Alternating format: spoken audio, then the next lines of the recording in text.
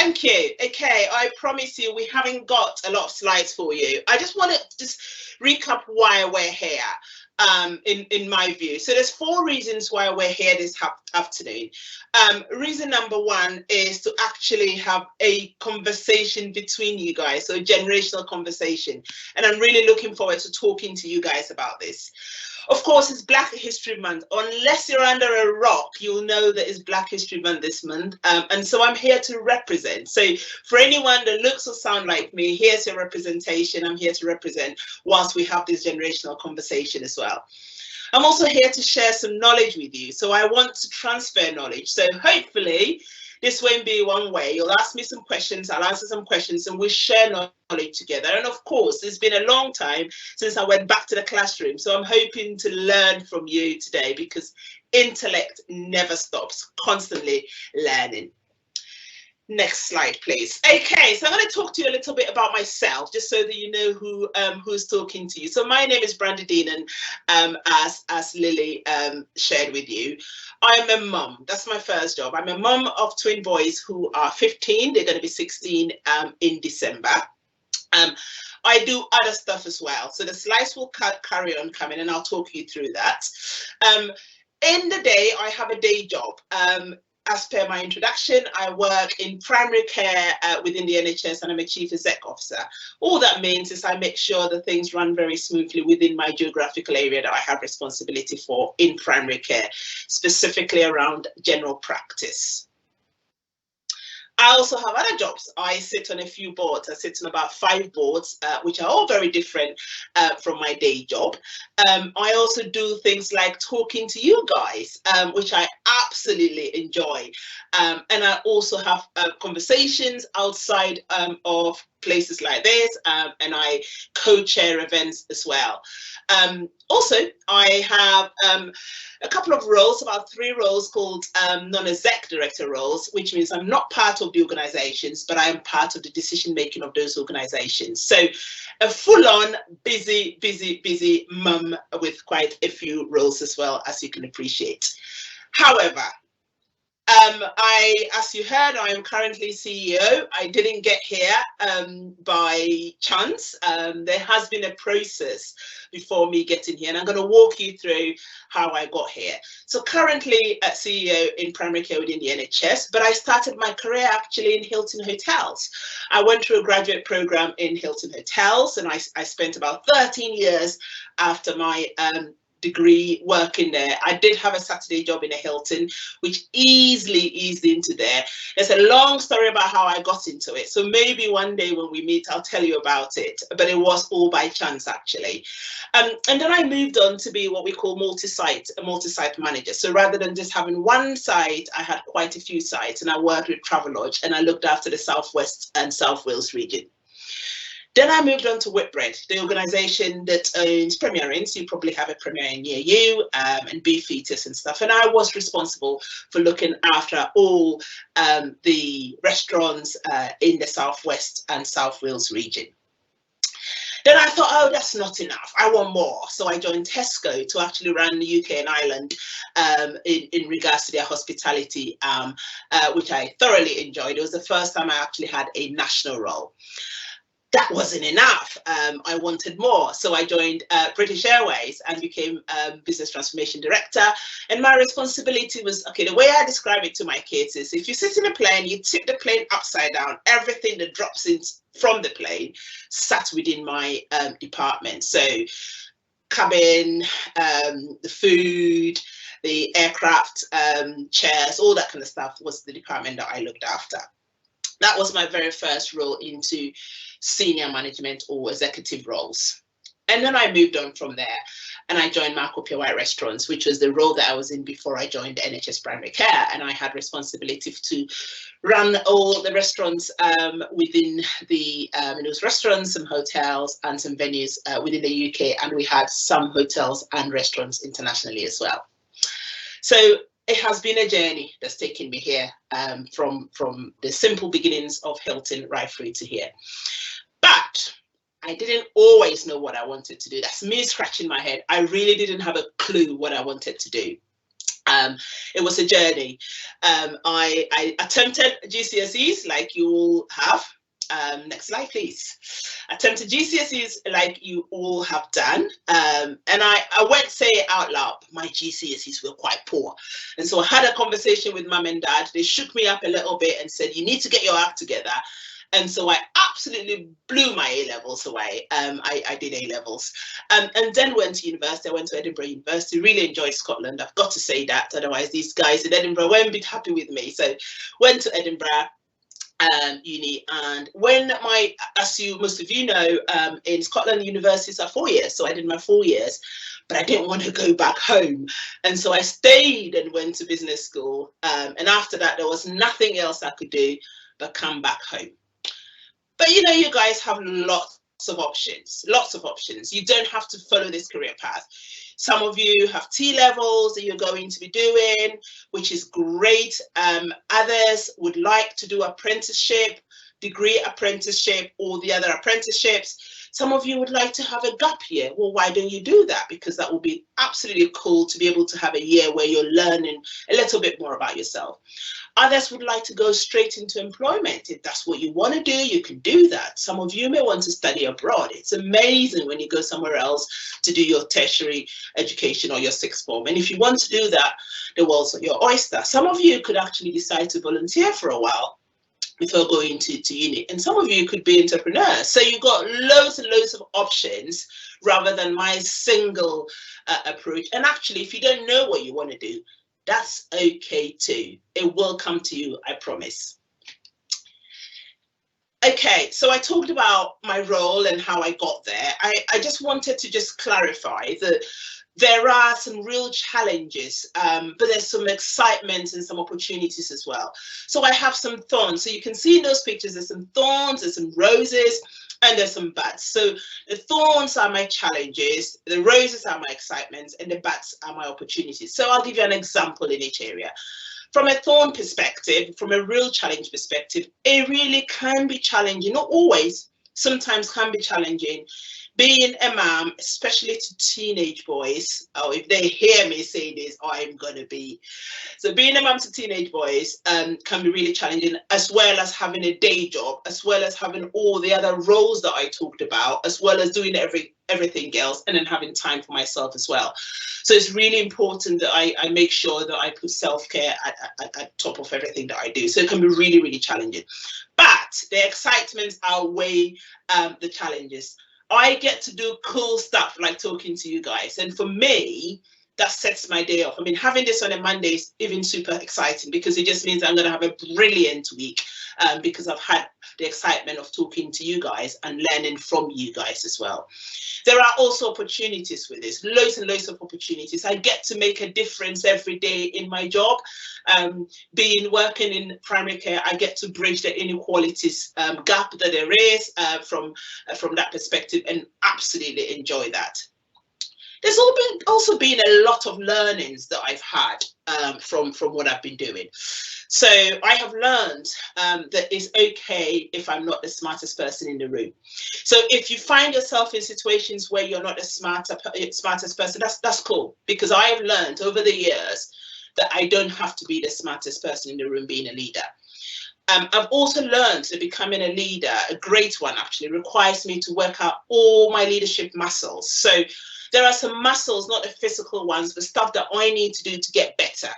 Things like listening, things like doing things in orderly fashion, all those things I've had to learn to work them really well. And I've realized that to be a leader, I've got to constantly really manage those muscles, just like I would do from a personal perspective if I was training. One of the most important things for me that I've learned is to go where there's no path and leave a trail. So a lot of the time you have seen in my career, I've gone to areas where actually I have moved careers and it's been a bit of a zigzag, but that's cool because I can leave a trail. And if I can do it, it means somebody else can actually see the fact that actually you don't have to have a traditional career path.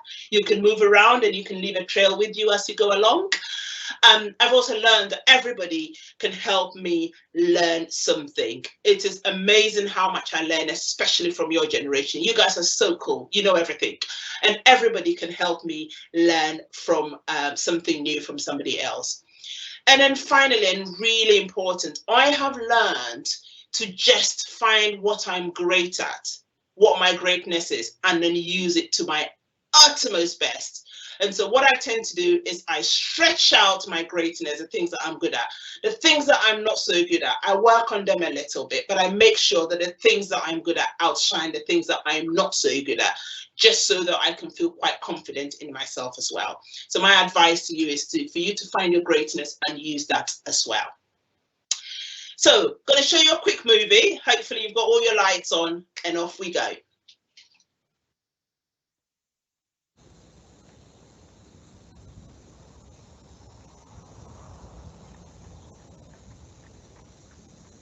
Greatness. It's just something we made up. Somehow we've come to believe that greatness is a gift reserved for a chosen few, for prodigies, for superstars, and the rest of us. Few technical pictures.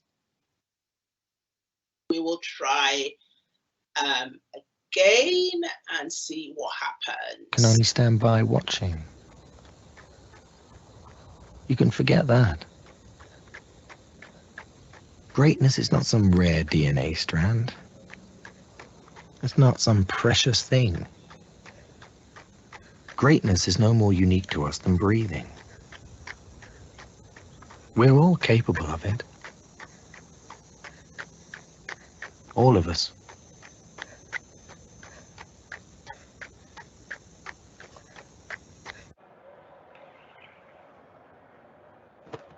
Some people are told they were born with greatness.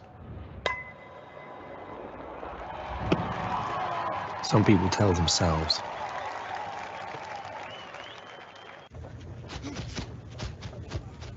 If greatness doesn't come knocking at your door, maybe you should go knock on its door.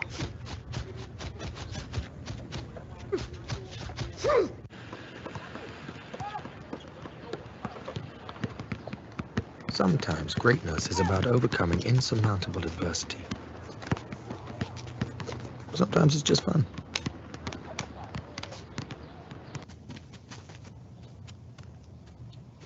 Greatness isn't always measured in tenths of a point.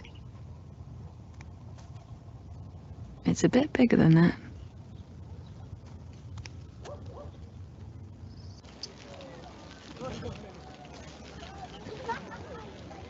Sometimes greatness is something you plan. But most of the time, it's just something you try. It's easy to think greatness is only something you see on TV. Unless, of course, greatness is watching TV.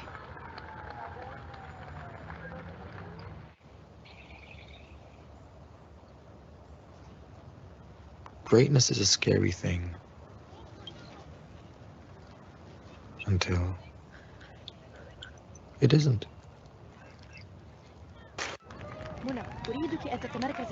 If we think greatness is supposed to look a certain way, act a certain way, and play a certain way, we certainly need to rethink some things.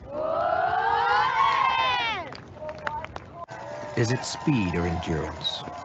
Does it happen in 2 hours or 4 or 6? Is it finishing strong or barely finishing? Yes.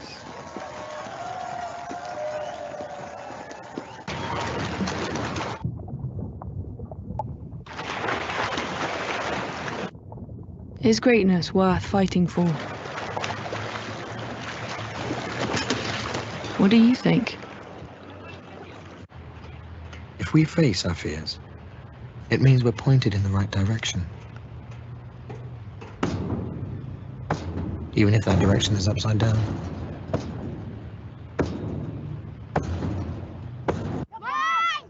It's not the biggest stadium in the world. Not the biggest players either. But the pursuit of greatness is kind of big enough, isn't it?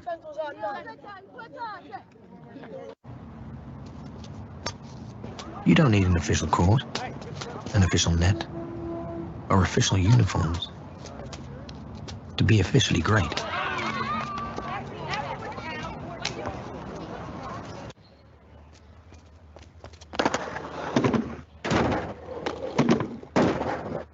Greatness speaks for itself. Once it learns to talk.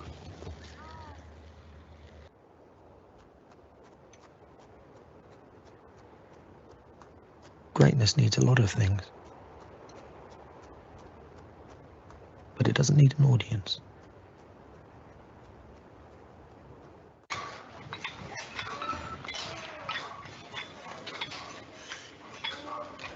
Some measure greatness in precious metals, like iron.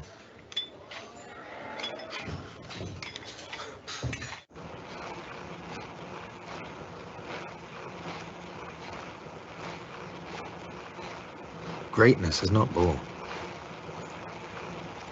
It's made.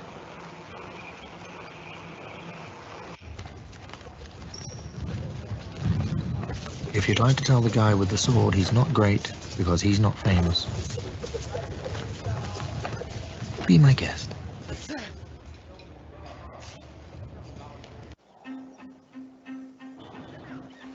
There are no grand celebrations here. No speeches, no bright lights. But there are great athletes. Somehow we've come to believe that greatness is reserved for the chosen few, for the superstars. The truth is, greatness is for all of us. This is not about lowering expectations. It's about raising them for every last one of us. Because greatness is not in one special place. And it is not in one special person. Greatness is wherever somebody is trying to find it.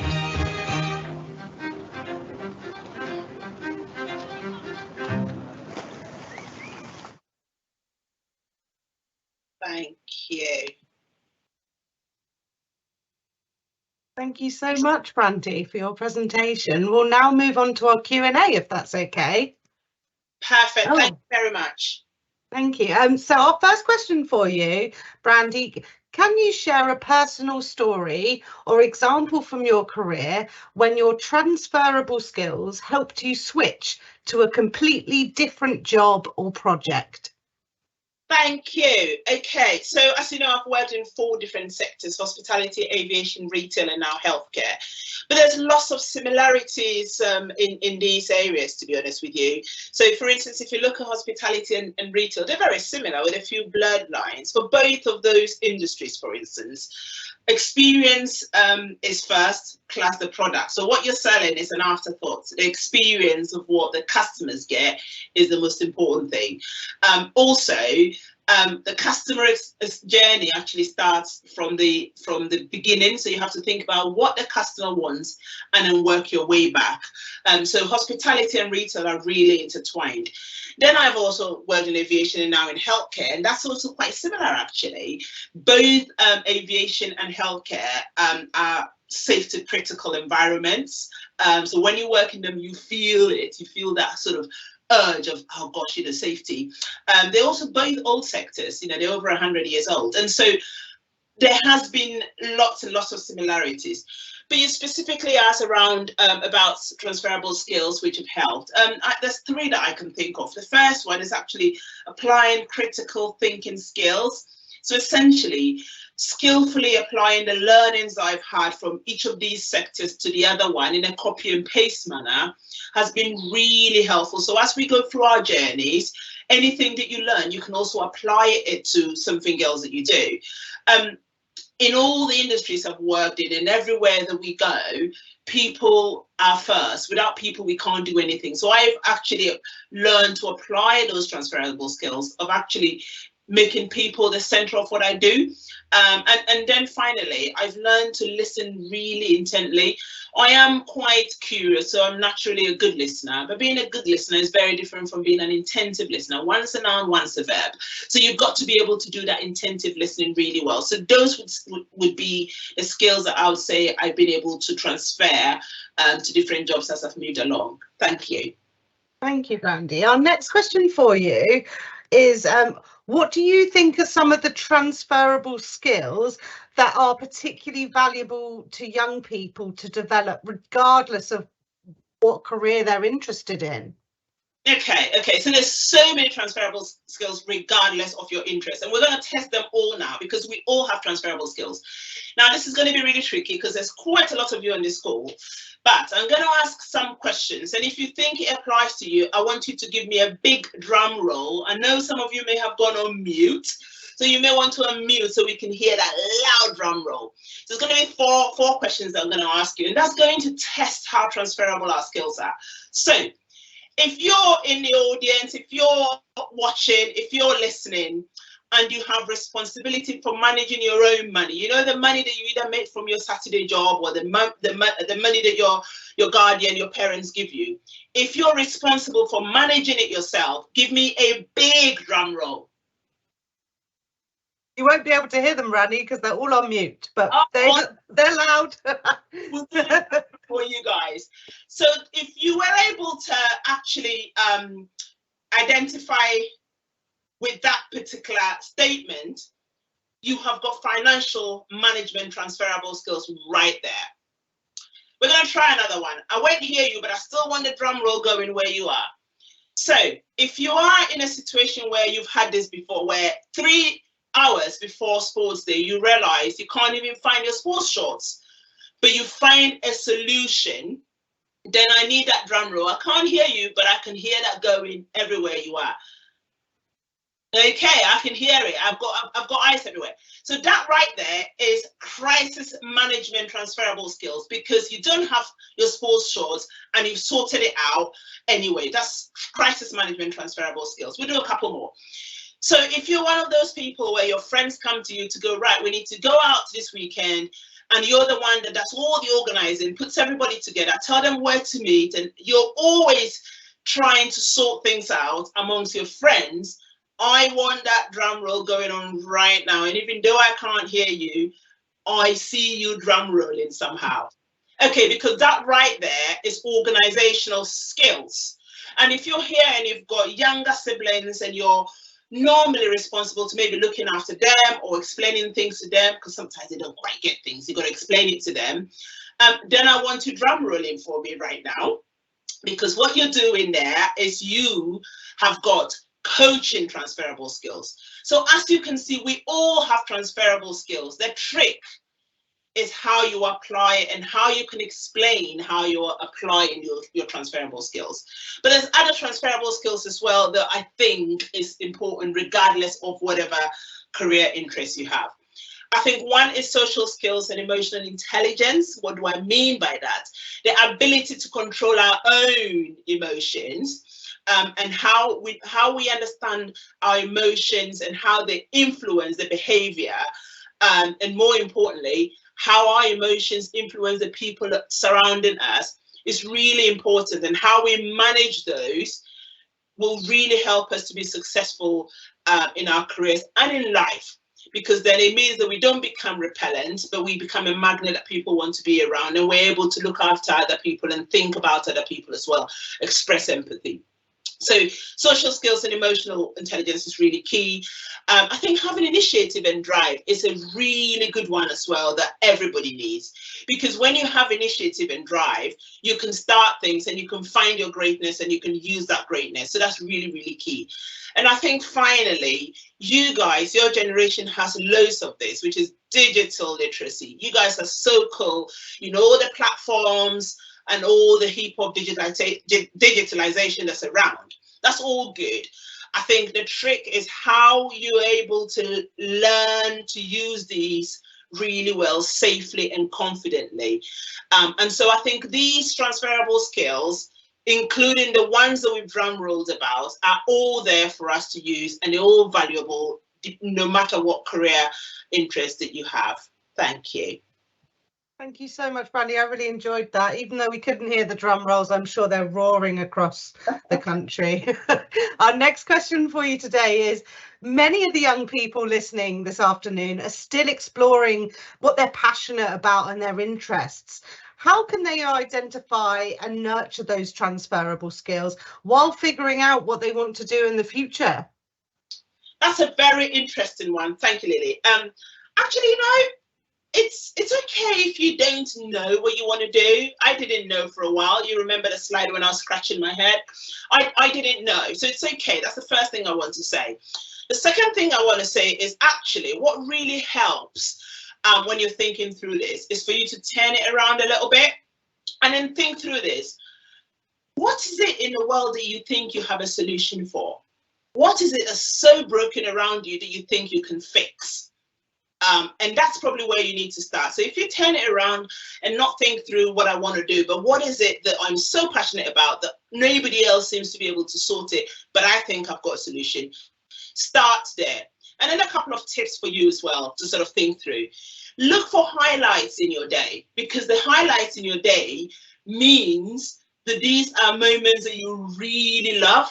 Yeah, so if you have a whole week and there's a particular day that you were so excited, you were so happy because of something you were going to do, like I am today, then you need to circle that, because that gives you an idea of what you can explore. That's a passion and an interest for you.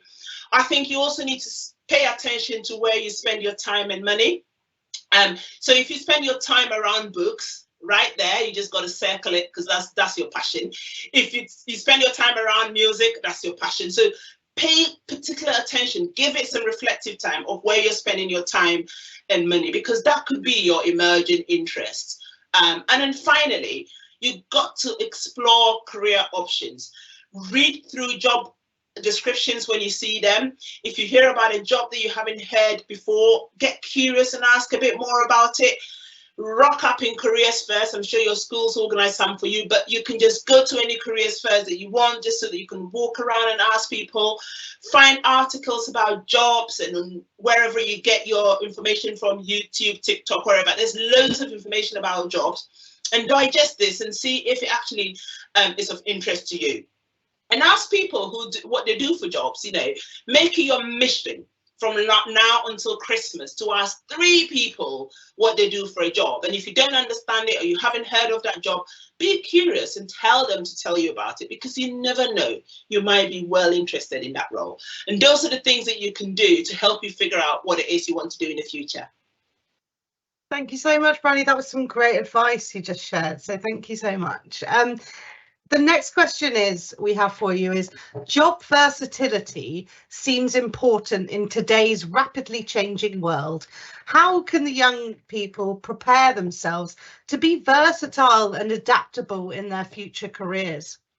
That's a really good one. 3 things for you. First one, start networking. I'll talk to you a bit about that. Second one, start thinking laterally. I'll talk to you a little bit about that. Third one, continuous learning. Always be learning. So let's start from the third and work ourselves up. So continuous learning, always be learning. Embrace a new skill set. Encourage a culture of lifelong learning. Learning is no longer a luxury, it's a necessity. So keep learning and it'll get you very versatile, because the world changes so much. The second is thinking laterally. What do I actually even mean by that? Well, I just mean to look at problems indirectly and look at creative ways of approaching different problems, because you might have a solution in there that you may not have seen before. And then you can also see the problem in a very unusual light. Also, think through multidisciplinary professional, cross-function professional experiences. Years ago, it was very fancy to do different roles. Now it's not. It's actually a necessity. So think beyond the traditional career path as well. And then finally, start networking around the people sat with you. If you're watching us from the school with other people, if you look around you, there's a lot of people around you. The people around you, your friends, your teachers, they are all a whole network that you haven't tapped into. Your parents have loads of network because they've got loads of friends that do different roles, so you can get them to tap into their network. You have lots of friends and they're your network. Your friends are your network. Your school links, your teachers would have gone through a lot of people in year 10 or year 11 or year 12 or year 9 or whatever. They've seen lots of pupils go through. They have a lot of network around them, so you need to tap into that network. And also start thinking about things like reverse mentoring. We're not going to go too much into detail about that, but that is just a conversation of different generations talking. So, you know, I have a reverse mentee, and I'll talk about that hopefully later, who's sort of 21 years old, and they give me so much advice. So start looking into what we call reverse mentoring and see if you can give somebody like me a bit of advice, and that will make you very versatile so that you can adapt into your future careers. Thank you.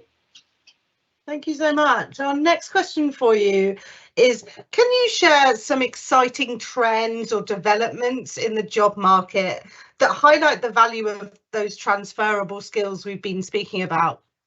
Yeah, that's an interesting one. I like that question, actually. Okay, so I've got 4 trends to maybe share with you.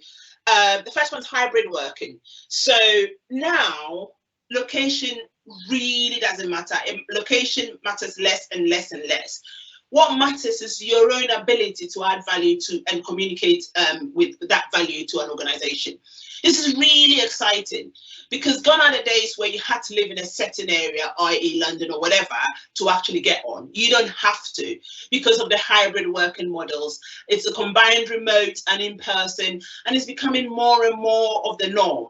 So I think this is going to get bigger and bigger. I think what I would say to you guys is, this means that you need to be all of you need to be very good at self-management and very good at working in different environments, because when you're working hybridly and remotely, you've got to manage yourself, because there's nobody in the office looking around you going, have you done that, have you done that? Or in the workplace, because not everybody works in an office, going, have you done that, have you done that? So it's really important that you work on self-management and also how to navigate a different work environment. So hybrid working, I think, is here to stay. I don't think it's going to go anywhere.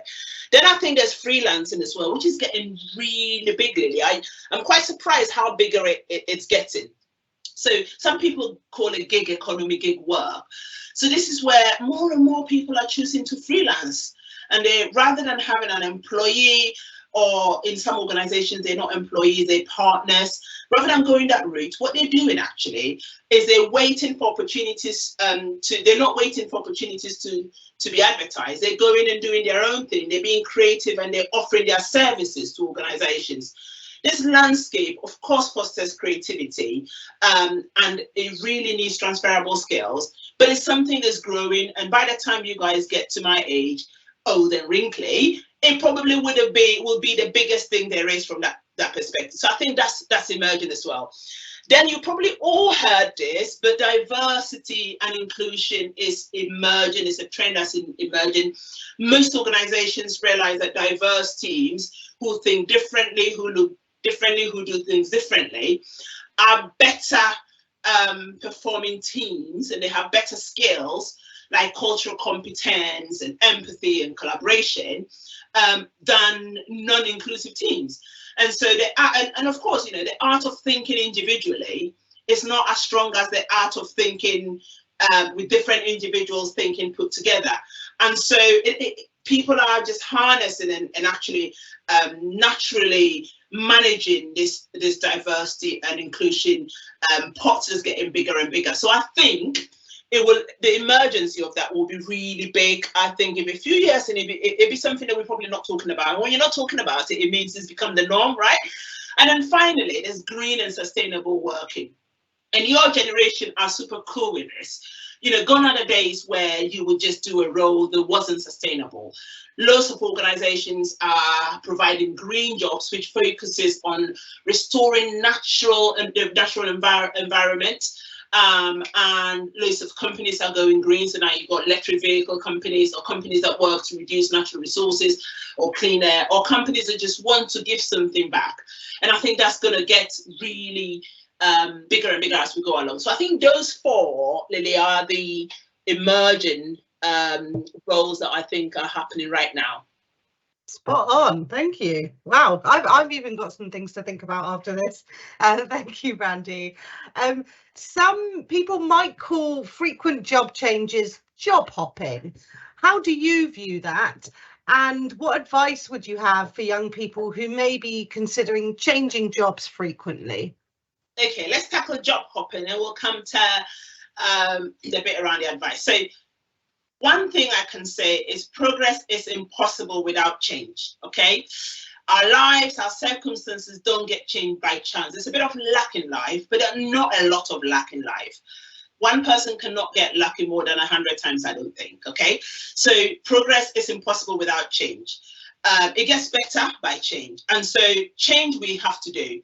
Now, back in the 70s, I think it was, back in the 70s, job hopping, I think, was a real concern, and companies would actually reward loyalty for progression and pay for people that stayed longer. We're in 2023. Times have drastically changed. You know, there's a generational shift. You guys are demanding more, which is brilliant. And you have the greater choice. Everybody's got a bigger choice than we had back in the 70s, a long, long time ago. And we're all having to reimagine and reinterpret what careers actually mean to us, which is a good thing. So today, people are autonomous and they take control of their own careers and they do what they want. So actually, job hopping isn't so much a thing. However, and there's always a however, isn't there? However, there's a challenge in moving jobs frequently, okay? Gradually, when you're in an organization, you gradually accumulate a lot of expertise. And what I call the expertise and social capital that you get within that organization. When you move the organization, you lose it all, you got to start all over again. And sometimes it feels like you're forever in a transitory movement, a bit like that, like a robot, you're constantly moving. But as long as you're cool with that, because some of us love change, and as long as you're cool with that, you go for it. The only advice I would give is for you to develop a strong imagination and follow your dreams. Do a job or a role that makes you happy. Don't compromise. Do something that you're happy in. And that's all that matters. And if it means you have to hop, hey. If it means you have to stay, hey, it's okay. Thank you.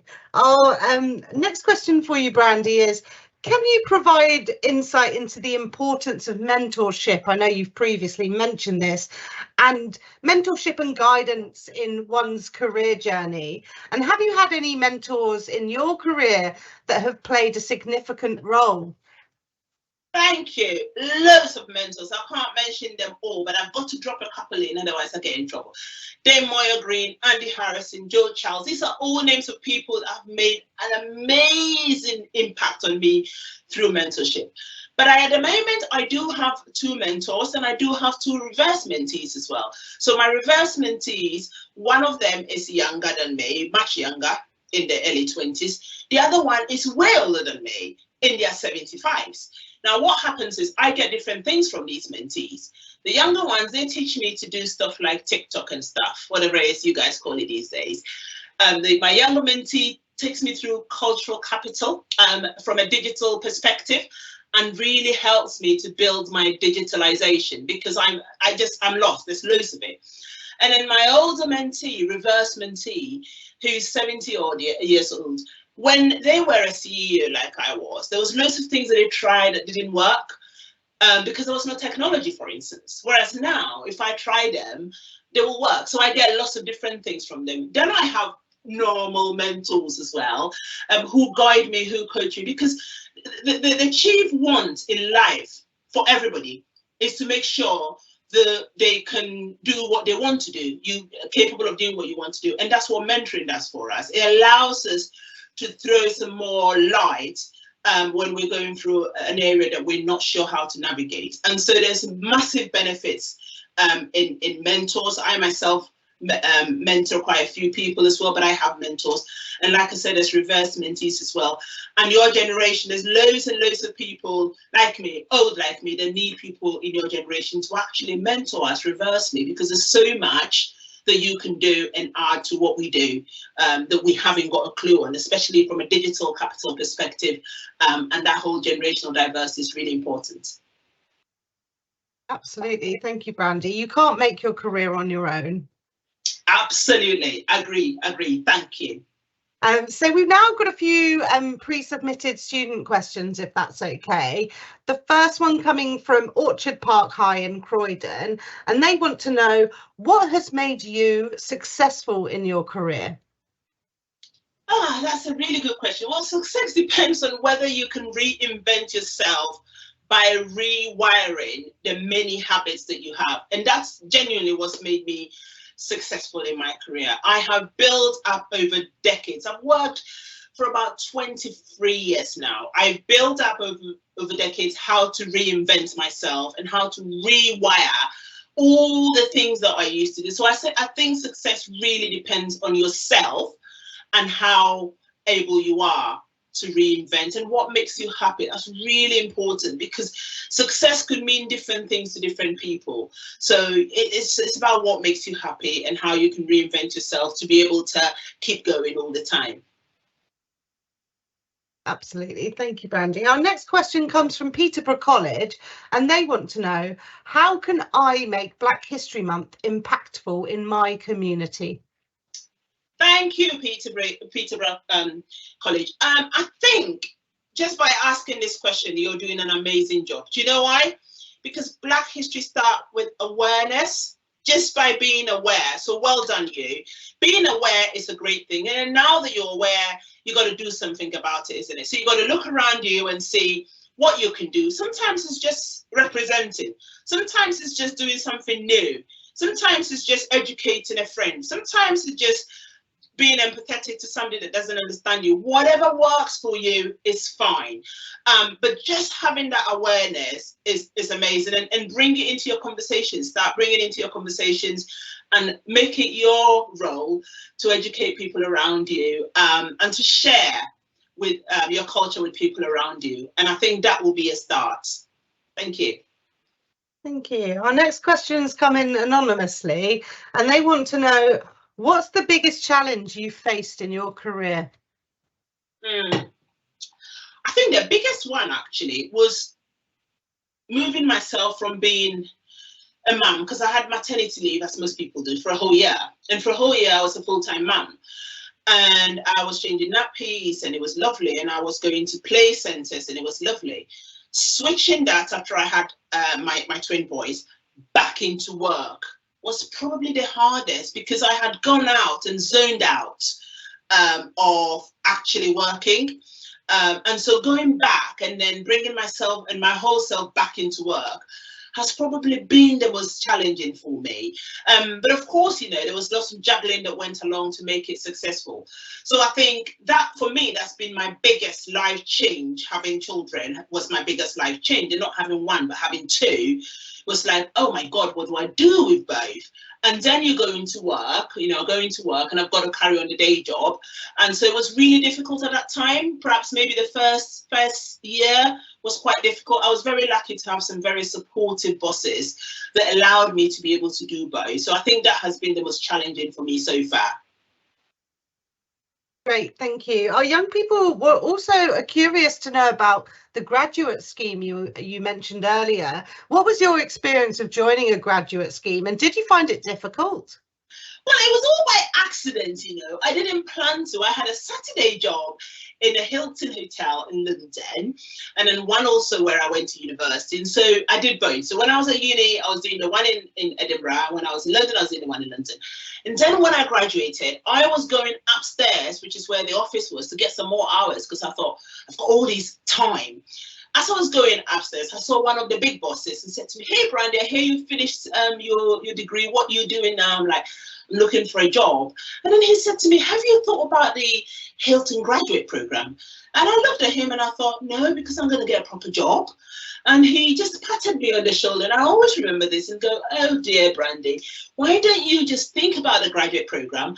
And then when you find a proper job, you can leave it and you can go. And I thought, oh, what a clever man. Good idea. And so it was by accident. I landed into it by accident, thinking I was going to find a proper job and I was going to leave.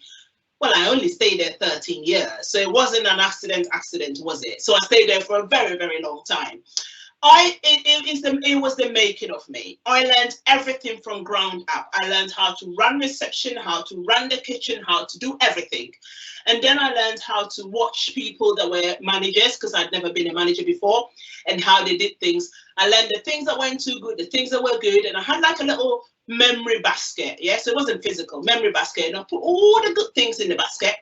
And so when I became a manager, I knew what to do, but it was the making of me. It really did help me. So I enjoyed it. It was hard work, but nothing comes by not being hard work. So for me, it was all that made me. So I absolutely loved it. If any of you gets a chance to do a graduate program, do it. It was so hard. It's probably the hardest place I found leaving, because after 13 years, it was really, really hard. But I knew everything in the organization by that time. So absolutely loved it. Thank you for that question. Thank you. Sounds like a happy accident. Thank you so much, Brandie.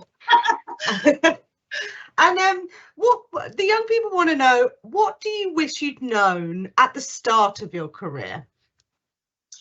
Oh, I love that question. No, so I wish I knew how to prepare for whatever I do. I mean, no one prepares you to becoming a chief exec, okay? No matter how much they think they are prepared, you know, no matter how much I thought I was prepared, I didn't. You grow into the job, and that's what I have done, and that's what I wish I had known. I wish somebody had just said to me, you're never going to be prepared. You're always going to be learning new things. Things are going to be thrown at you that you don't know. There's so much that I still don't know.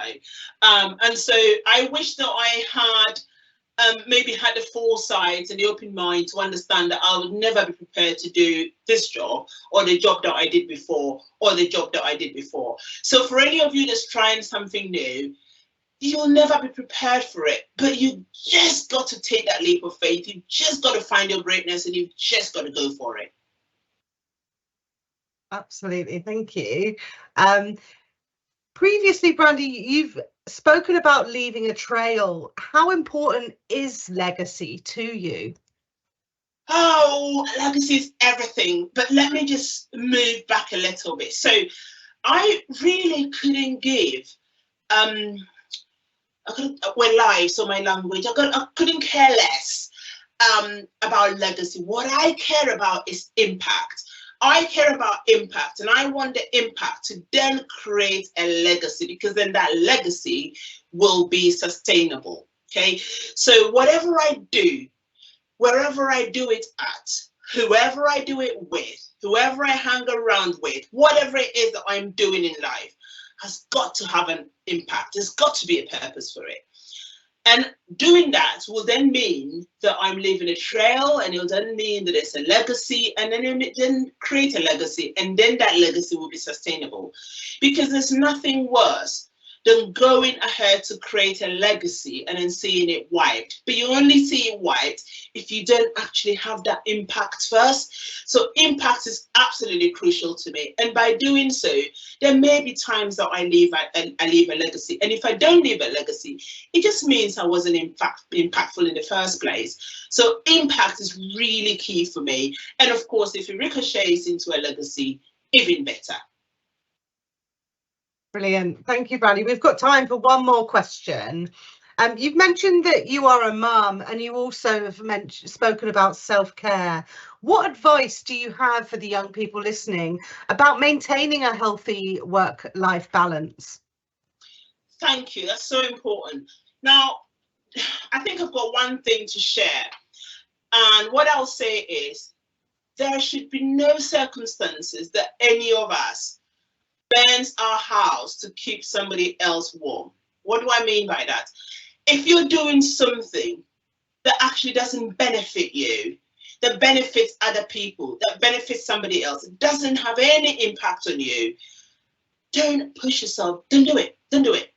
Because what you're doing is you're burning your house up to keep somebody warm. If you're doing something that benefits you, that is hard, you know yourself best. I can't feel what you feel. So you know yourself best. So you need to make sure that you're not stretching yourself too much. It's a bit like a muscle.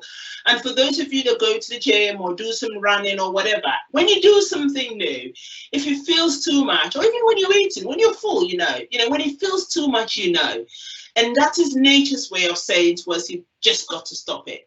So self-care for me is really important. I always treat myself as a VIP.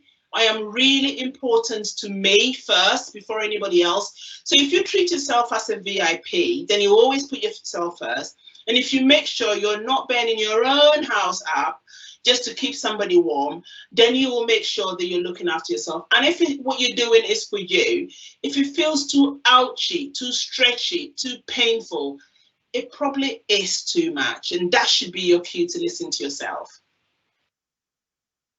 Great advice there, Brandie. Thank you.